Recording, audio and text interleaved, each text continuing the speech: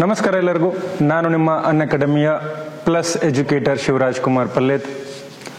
ಇವತ್ತು ನಾನು ನನ್ನ ಅನ್ಅಕಾಡೆಮಿಯ ಜರ್ನಿ ಬಗ್ಗೆ ನಿಮ್ಮೆಲ್ಲರಿಗೂ ತಿಳಿಸ್ಕೊಡೋಕ್ಕೆ ನಿಮ್ಮ ಮುಂದೆ ಬಂದಿದ್ದೀನಿ. ಅನ್ಅಕಾಡೆಮಿ ಎಲ್ಲರ ಬದುಕನ್ನು ಬದಲಾಯಿಸಿದಂಥ ಒಂದು ಪ್ಲಾಟ್ಫಾರ್ಮ್ ಅಂತಾನೆ ಹೇಳ್ಬೋದು.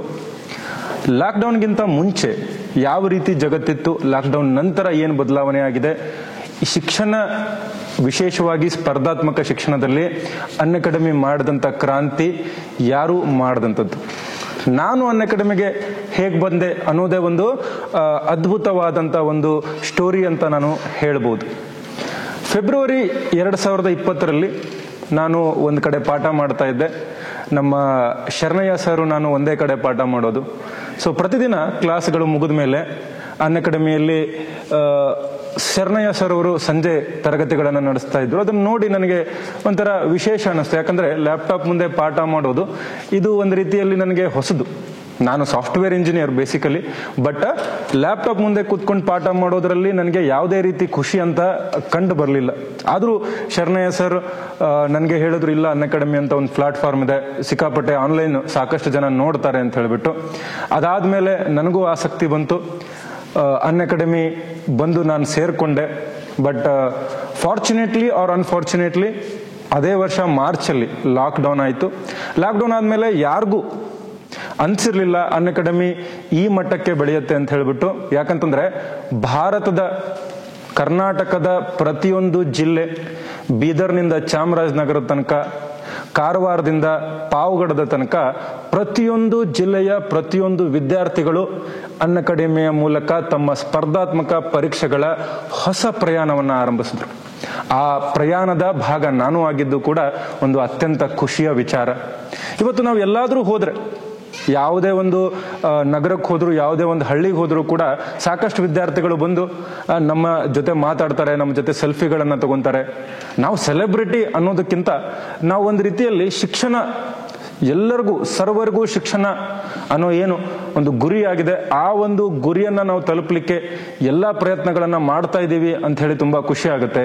ರೀಸೆಂಟ್ ಆಗಿ ಒಂದು ಮದುವೆಗೆ ಹೋಗಿದ್ದೆ, ನನ್ನ ಗೆಳೆಯನ ಮದುವೆಗೆ. ಆ ಇಲ್ಕಲ್ನಲ್ಲಿ ಆ ಮದುವೆ ನಡೆದಿತ್ತು.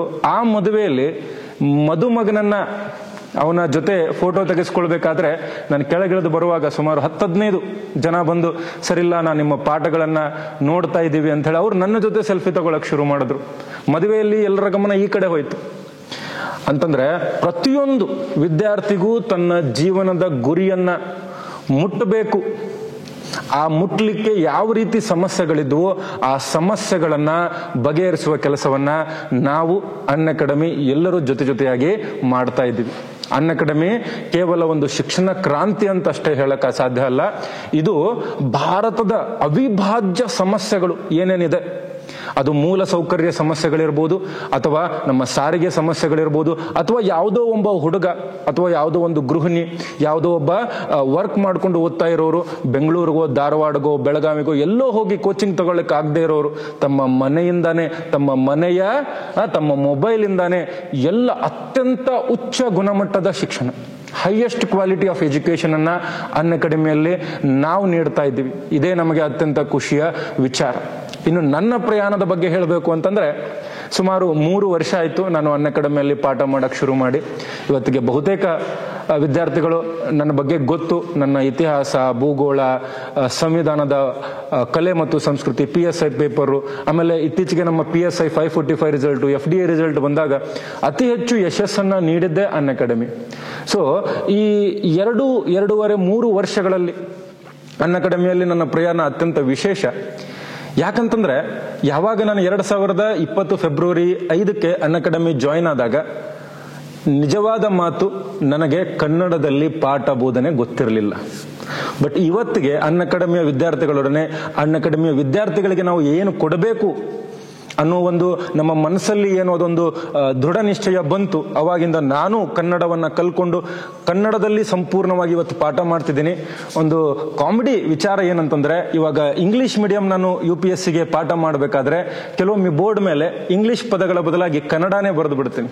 ಅವಾಗ ಪ್ರತಿ ಸರ್ತಿ ನನಗೆ ಅನ್ಅಕಾಡೆಮಿ ವಿದ್ಯಾರ್ಥಿಗಳದೇ ನೆನಪು ಬರುತ್ತೆ. ಯಾಕಂದ್ರೆ ನಾನು ಜಾಯಿನ್ ಆದ ಒಂದು 6 ತಿಂಗಳು, 1 ವರ್ಷ ಸಾಕಷ್ಟು ಜನ ನಾನು UPSCಗೆ ಪಾಠ ಮಾಡ್ತಿದ್ದೀನಿ ಅಥವಾ ಇಂಗ್ಲೀಷ್ನಲ್ಲಿ ಪಾಠ ಮಾಡ್ತಿದ್ದೀನಿ ಅಂತೇಳಿ ಸಾಕಷ್ಟು ಜನಕ್ಕೆ ಒಂದು ರೀತಿ ಅವ್ರಿಗೇನೋ ಇಲ್ಲ ಸರ್ ಕನ್ನಡದಲ್ಲಿ ಮಾಡಬೇಕು ಅಂತೇಳಿ ಬಹಳಷ್ಟು ಜನ ನನ್ನ ಹತ್ರ ಕೇಳ್ಕೊಳ್ತಾ ಇದ್ರು. ಅದಕ್ಕೋಸ್ಕರ ನಾನು ಪರಿಶ್ರಮ ಪಟ್ಟೆ. ಅದರಿಂದ ನಮ್ಮ ವಿದ್ಯಾರ್ಥಿಗಳಿಗೂ ಕೂಡ ಇವತ್ತು ಯಶಸ್ಸು ಸಿಗ್ತಾ ಇದೆ. ಈ ಒಂದು ಶಿಕ್ಷಣ ಕ್ರಾಂತಿಗೆ ನಮ್ಗೆಲ್ರಿಗೂ ಅವಕಾಶ ಮಾಡಿಕೊಟ್ಟಿದ್ದಕ್ಕೆ ಅನ್ಅಕಾಡೆಮಿಗೆ ಒಂದು ದೊಡ್ಡ ಹೃತ್ಪೂರ್ವಕ ಧನ್ಯವಾದಗಳು. Unacademy. Let's crack it.